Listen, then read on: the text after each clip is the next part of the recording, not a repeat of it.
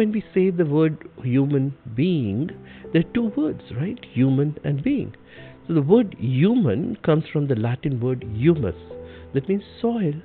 And that refers to this physical existence, the physical dimension of our existence. But what keeps this body alive is the being. You see, there are two words. If you have lost your keys in another room and you keep searching for the keys here, you'll never get it. That I should retire with $10 million. Now, they will work very hard to get to that goal. And once they reach that, and alright, I'm going to retire, it's very possible that by that time their goal may change. Now it's 20 million. So reaching that goal becomes an elusive exercise for them. Om Shanti Shvetank bhai. How are you? Shanti. I'm doing awesome. So welcome to our first episode. Our first episode is about unconditional happiness. That's awesome. Thank you. Thank you for having me. So first of all, what is happiness, and do you think unconditional happiness exists at all, or is it just a term? Well, unconditional happiness is for sure possible, because happiness is the innate quality of the soul, the spirit, the life force that we are. In order for us to experience unconditional happiness, that is happiness that goes beyond the needs and requirements of the world, that I have this or I acquire this, that happiness can come only when we stabilize ourselves in the consciousness of who we truly are. That we are not these physical bodies that we see in the mirror and we identify ourselves as that when we interact with people. However, the true nature of our existence is that we are souls. Once we understand that, once we appreciate that, and once we are able to stay in that consciousness, unconditional happiness is definitely possible, and actually that's what exists in that consciousness. So say if I buy a new car, if I win a lottery, I mean, in this world, that's what makes people happy. So what is that happiness, and what is the difference between the happiness I'm talking about and the happiness you're talking about? Yeah, see, what has happened with humanity is that we have started now mixing up words. The happiness that you were talking about is not actually happiness, it's a pleasure. Pleasure of buying things, pleasure of acquiring things, like I was saying earlier. That is not truly happiness. And pleasure in general, because it is in this physical realm, physical dimension of our existence, it follows the physical laws. And one of the most important law that it follows is the law of diminishing returns. So like you were talking about buying a car. Now, let's say you buy a car, a nice one, but the next day you see that your neighbor has bought an even better car. Right away the pleasure goes away. Or with time, when the car requires repairs, or let's say you have parked the car outside and somebody scratches the car, or there is some damage to it, automatically the pleasure changes to pain. So when we talk about happiness, true happiness, that is what the soul experiences. It is one of the 7 true qualities of the soul, the spirit, the life force that we all are. So as soon as we go within ourselves and experience that state, happiness automatically emerges. Happiness becomes the state of our existence in that state. So you're saying we are getting confused with pleasure and happiness. Exactly. These are two totally independent things. Yes. See, pleasure can also give us happiness, but again, it sort of follows the law of diminishing returns. So is it temporary happiness versus long-term happiness? Exactly. So pleasure is short-term happiness? Short-term and very conditional. And let's say you're going on a vacation. As you go on a vacation, Many times the same vacation may not become a pleasurable experience if you have just had a fight with your spouse, or while you're leaving for your vacation, you come to know that you have had some big loss in your business. So the same thing, whether it is vacation, whether it is eating candy, chocolate, ice cream, cake, whatever, it depends on what is your state of mind, that you feel that to be a pleasurable experience or a displeasure. So it's a sense of achievement. I achieved this car. I can afford the vacation. Is that what bringing me happiness, or not just me, the world happiness? Again, that's what people are confusing with. If there is inner state of stability, inner state of happiness, then whether you are on a vacation or not, you'll still be happy. So you will enjoy the vacation, or you could enjoy not going on a vacation.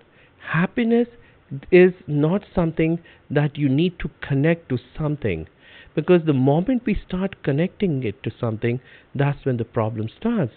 Because it's very possible that that thing may stop giving you the pleasure that you were once getting, or what you're hoping to get from it. And so the same thing becomes a displeasure, a painful experience. So the world is after better salaries, better cars, better houses, maybe early retirement. And these are some of the goals we have set for ourselves. And we think if we reach there, we will be happy. Do you know anyone, or do you know a story or about anyone who has reached this materialistic goals, and maybe they realize maybe this is not the place. I mean, I was aspiring to be here, but now I reached and there is nothing here. So let me ask a counter question. Do you know of someone who has reached there and experienced happiness? So I see most of the people in this world I see is running, running, running to achieve something, Yeah. running to maybe attain happiness, or that's what they get happiness in. Right. So let's say somebody has created a good goal, whatever, that I should retire with $10 million. Now, they will work very hard to get to that goal. And once they reach that, and all right, I'm going to retire, it's very possible that by that time their goal may change. Now it's 20 million. The second thing sometimes happens to people is that they get so addicted to earning money or reaching that goal that they create new goals for themselves along the way. So reaching that goal becomes an elusive exercise for them. They're never able to reach the goals that they keep changing and creating for themselves. And let's say they don't change, it's $10 million and they reach there. Oftentimes it's been seen that they're still not happy. So happiness is wherever you are, whatever you are, it is the inner state of being, inner state of consciousness. You can be happy with less than what you have achieved, and you could be unhappy even after achieving more than what you hope to achieve. Figure it out, I guess. Happiness is a choice, not a result. Nothing will make you happy until you choose to be happy. Exactly. It's a choice, a conscious choice that we have to make every day. Okay, if I choose to be happy, and if I choose to not work and stay happy, then whatever we have, the higher goals and all, they don't mean anything then. So are you saying just be happy and don't go after any of your goals, and just be happy, because happiness is independent of what you're trying to do in this materialistic world? No, I'm not saying that. What I'm trying to explain is that you can create goals for yourself, that's fine, but don't attach those goals to happiness. Okay. So if you get those goals, great. You're happy without those achievements, or you're happy when you receive the the things that you were aspiring to get. Irrespective of what happens, the outcome should not dictate your state of being. Otherwise, you will always be running after something. Happiness will become an extremely elusive exercise. So reaching the journey, reaching the destination, okay, there will be happiness, but your journey should also be happy. Exactly. Every moment. You see, the happiness that you are alive, for example, happiness that you are in this physical existence right now. You have the ability to see things, have the ability to listen to things, you have the ability to interact, communicate with others, you have the ability to just be alive. That's happiness in itself. And then, yes, of course, as you get things, you're welcome to use your efforts, your energy to achieve things in this But world. not a lot of people think like that. Like, okay, good morning, and I'm alive and I'm happy. Nobody thinks that way, right? But that's why people are suffering. If we want to live in this state of suffering, then that's fine. But I'm sure somewhere humanity is searching for answers to end their lives of suffering. So the way to do that is to be happy, just be happy. So every morning when we get up, we need to remind ourselves that one more day, I'm happy. Right. And in fact, go deeper into the next level of consciousness. That in fact, we are not these physical beings. We are spiritual beings having a human existence, a physical existence. And the innate quality of the living being, the life force, the soul, the spirit that we are, is happiness itself. So the more we can shift our awareness, our consciousness on a moment to moment basis, not just daily basis, but moment to moment basis, that we are souls, automatically we begin to experience happiness. So the language which you are using here, maybe that is for someone who believes in meditation, who is practicing meditation. But for normal people, what does this mean? If I have no idea about meditation, about the soul and all, this is a foreign language for me. So if I am a normal person in this world, how do I understand this better? See, if I want to experience looking at the New York City from the top of the Empire State Building, from the height, I have to climb up the Empire State Building. Yes, if I want to see Paris, from the vantage point of the top of the Eiffel Tower, you got to climb up.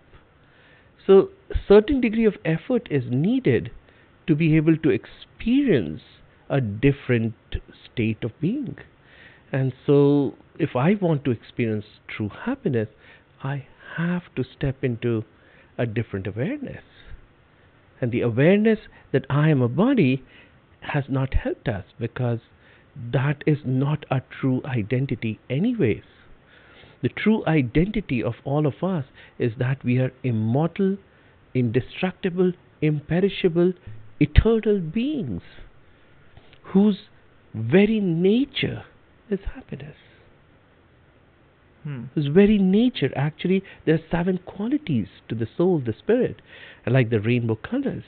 They are peace, happiness, bliss, love, wisdom, purity, and power. So as soon as you see yourself, experience yourself, stabilize yourself in the awareness that you are the living force, you automatically begin to experience these qualities. So you see, then you don't have to go around searching for either peace, happiness, love, power, etc. Because you begin to experience these within yourself. So you just mentioned peace. So being at peace and being happy, are they the same thing? Well, they are similar. There is an overlap between peace and happiness, but these are different qualities. Peace in itself is a beautiful quality to experience, and happiness is another quality, like power. But all of these go along together, just like the rainbow. You won't find just a few colors of the rainbow. You see the rainbow in its totality.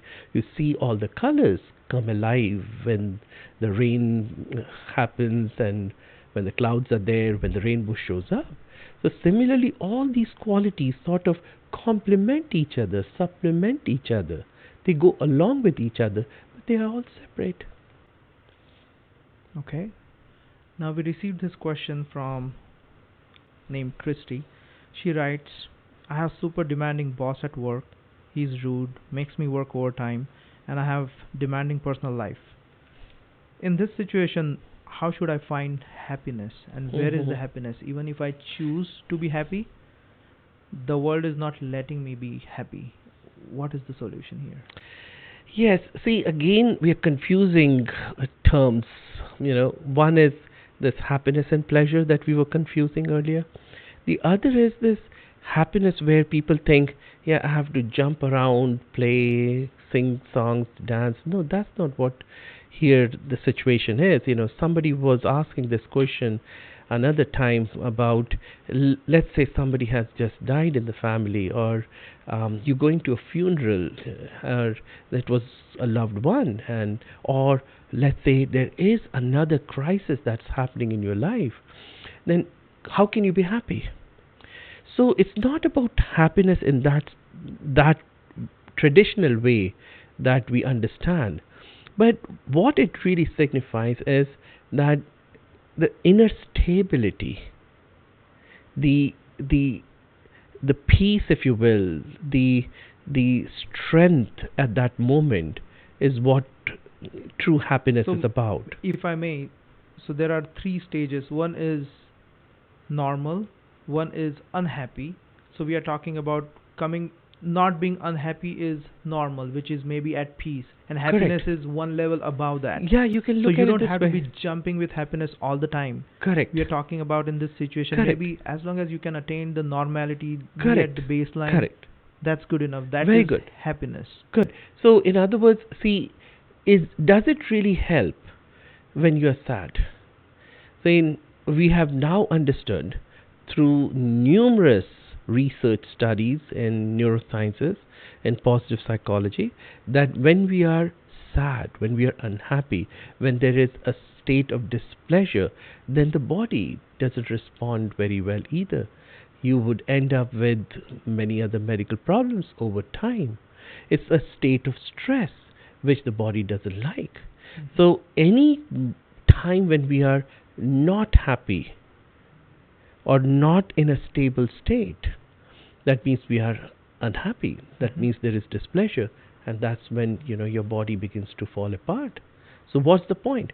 Now another example I can give here is of when these fire drills happened.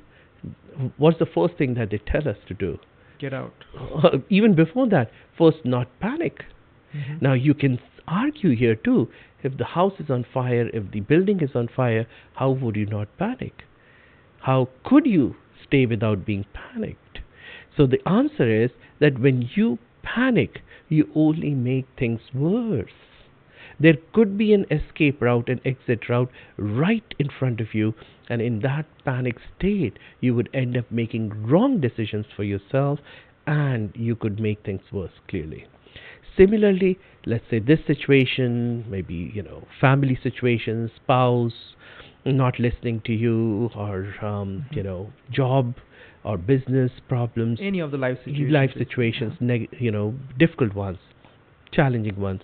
In those situations, what is the best thing you can do is to be able to remain calm and make the best decisions. But when you are sad, how do you think you would be making the best decisions? And so the repercussions of your sadness then become even worse. So stay happy, quote unquote happy, but what again, not happy. You don't have to go around jumping in joy, but you can remain in a very stable state of peace, of contentment. You see, here happiness means Mhm. that stability, that peace, that contentment, that everything is all right and everything will be all right. Let me just use all the information that is available here.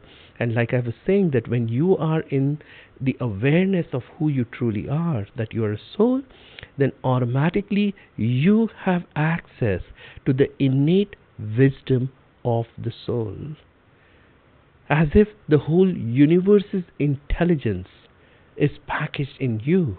So you have access to all that right there. You can use that to make the right decisions, and take the life that you have, the beautiful life that you have, towards a beautiful existence. So, what would be the one thing which you would advise everyone to? How do you connect with your soul, or how do I find that if I want to experience happiness every day, what would be the quick one or two things I can do so that I'll feel blissful, I'll feel happy for that at least one day. Forget about days and months and life. That will happen eventually, but Yeah, just for sure. the day. Yeah, you can take baby steps, one step at a time. A journey of 1,000 miles starts with one step. So the first step is just reminding yourself of who you truly are. Take time every day, 5 minutes, 10 minutes, 15 minutes if you can.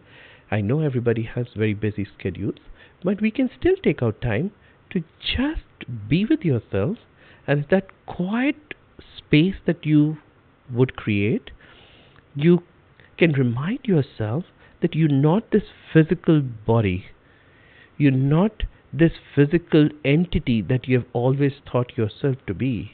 Rather, there is another dimension of your existence, that you are a soul, a spirit. When we say the word human being, there are two words, right? Human and being. So the word human comes from the Latin word humus, that means soil, and that refers to this physical existence, the physical dimension of our existence. Interesting. That is the body that comes from the soil: carbon, hydrogen, oxygen, sulfur, phosphorus, and molybdenum, selenium, zinc, boron, all these different chemicals, different elements. So this is what the body is made of. And after the body dies, then all of this goes back to the soil. But what keeps this body alive is the being. You see, the two words. That is very Yes. interesting. Never heard of that before. Yes, so this is the being component that is the most important component. That keeps the body alive, otherwise the body is dead. So far we have been fixated at the human component, but we can shift our attention, our focus, our energy towards the being component, that I am a soul, that again is eternal, immortal, imperishable, indestructible. That is happy itself. It needs nothing. You see? Now think of it for a moment. If you have lost, this is an example that it's very common in the world out there too, and so I'm just quoting this example. If you have lost your keys in another room and you keep searching for the keys here, you'll never get it. You have to go into that room. That's the law. You can keep saying why, but the keys are not here. The keys are there in the other room, so you can never find the keys here. True happiness, the unconditional happiness that you were asking about, doesn't exist in the physical dimension of our existence. So we can never experience it. We can only experience it in the spiritual dimension. And once you are in that state, then actually the interesting thing is you can project this happiness from that spiritual dimension into your physical dimension. So like you find the keys in that room, you go and get it, and then you can bring it here. But you can't find the key here because the key was there. So human being is trying to find happiness in human, but the true happiness resides in the being. Exactly. So we are looking at a wrong place to find our happiness. We should be more focused on the being rather than the human part of Correct. our existence. Yes. In the human part, then we get stuck in the different identities which automatically exists in the physical dimension. That I am a man versus woman, and there are other genders now that have become very popular. Then there are the age, young versus old or middle age even, Indian versus something else, different nationalities, different religions, different races. So all these identities kind of cloud the scene, if you will.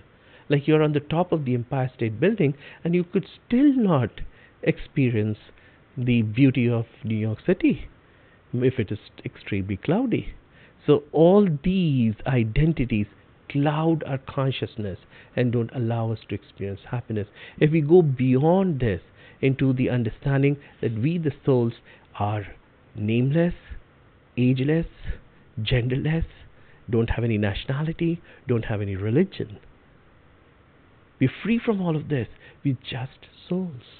Do you know medically too, if I take your cell and I take my cell, there's no difference in the cell. Of course, we have genetic material, DNA, and we can identify based on that. But let's say you go even further, or even the blood. There's no way that you can look at the blood and say, oh, this belongs to an Asian, this belongs to an African. No. Now you go deeper into a cell, yeah, and you look at what the cells are made up of, the organelles in the cell. There's no way to differentiate. You go even deeper. A carbon atom of Sushant, brother Sushant, has no difference with the carbon atom in my body, in my cell, or anybody else on this planet. You go even further, the neutrons, protons, electrons. There's no way to differentiate where this electron, proton, neutron came from. So if you go even further, that's what quantum physics is all talking about. At the core of our matter, there's no matter. And what is it? It's just energy. So at the level of energy, soul is energy. There's no way to differentiate between an Indian soul or an American soul or a Hindu soul versus a Muslim soul. There's no way to differentiate. So the spirit, the life force, the energy is free from all these identities. So as we transcend these identities, go into that state, then automatically happiness becomes a reality for you. The unconditional happiness that you were talking about or asking about. That is interesting. Well, thank you. Thanks for that learnings. Those are insightful. So, as I'm understanding, the first step to attain happiness or unconditional happiness is maybe connect with your soul, connect with yourself, get into a little bit of meditation. And when we think about meditation, we think about a person sitting in a secluded place, going for maybe thinking about nothing or going thoughtless. If you could guide us, maybe a little bit of guided meditation, Yeah. so that we will be able to take this as a script and maybe sit in peace for a few minutes and try to connect with ourselves. For sure. Yes, brother Sushant, we can do that. So see, think of it, and we're not trying to create a thoughtless state right now, at least. Eventually, the true goal of meditation is to reach that state where very few thoughts are there. But to reach there, actually, we need the vehicle of thoughts. So thoughts will help us go beyond thoughts. All right, and so let's. Can you simplify that? So yes, there are many different types of thoughts that we have throughout the day. Yeah. There's thousands of thoughts every day. When you are worried, when you are anxious, then many more thoughts get created. When you are in a calm state, fewer thoughts. But these thoughts can be divided into positive and negative, but also there are mundane thoughts, necessary thoughts, wasteful thoughts. So if we want to go to a state of thoughtlessness, the vehicle that we need to use is positive thoughts. So we're going to experiment now. We're going to experience an experiment. But are we targeting thoughtless state? Eventually, why not? So for now, at least we can use positive thoughts to take us into a pleasant state. Okay. All right, we can try that. So let's do that. For a little bit, just try to forget what exists around you. There's this physical world that we are so familiar with. We know that we are living on this planet. This planet is part of the solar system. There's a sun that all the planets of the solar system are revolving around. There are many solar systems in this galaxy. There are many galaxies in this universe. And this planet Earth that we know about has trees and mountains and roads and oceans and rivers. So for a little bit, forget all this. Feel as if nothing exists beyond the room that you're sitting in. As if everything has disappeared. As if a gust of wind has come and everything around you, outside of the room that you're sitting in, has disappeared. That there is total nothingness. Nothing but nothingness. And now feel as if even the walls of the room that you're sitting in have disappeared. Everything that exists in the room that you're sitting in has also disappeared.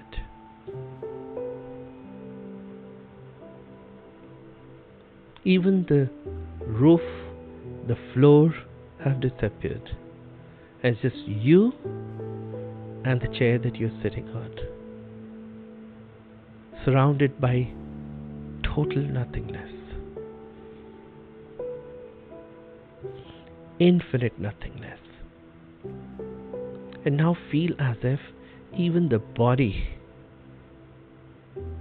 that you're so familiar with, and of course the chair that you were sitting on, have disappeared. And what remains now is just you. You, the soul, the life force, the energy. See, you always say, my body. That means your body belongs to you. And what belongs to you cannot be you. Just like your name belongs to you, but you're not your name. Just like your car, your house, your relatives belong to you, but they are not you. Your nationality belongs to you, but again, what belongs to you is not you.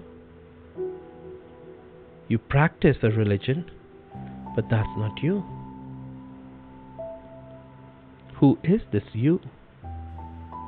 Who are you? You are the soul, the life force that animates your body, that brings everything into existence, that brings meaning to everything that you have and you are.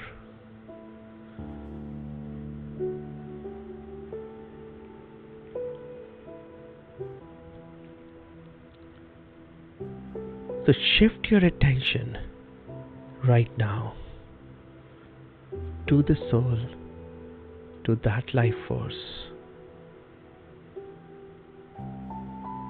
This energy is inherently peaceful.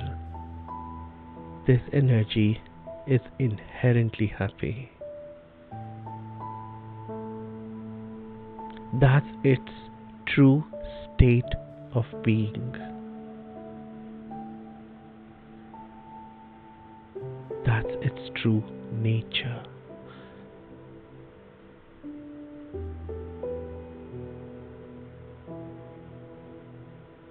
So as you see yourself, as you understand who you truly are, as you begin to stabilize yourself in that state, in that dimension of your existence, you automatically begin to experience happiness, because that's the nature of that dimension of your existence.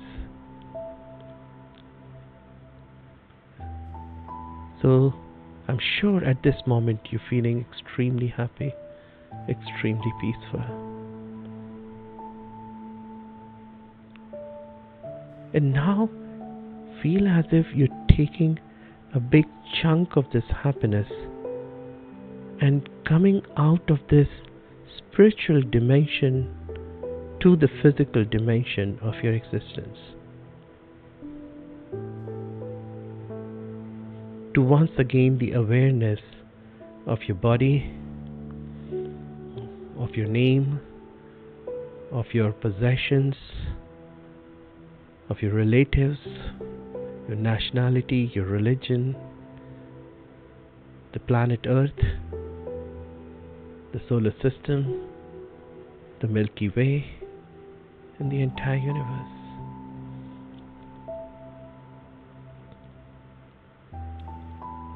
So now, even in the physical dimension, you can experience the happiness that you just experienced in the spiritual dimension.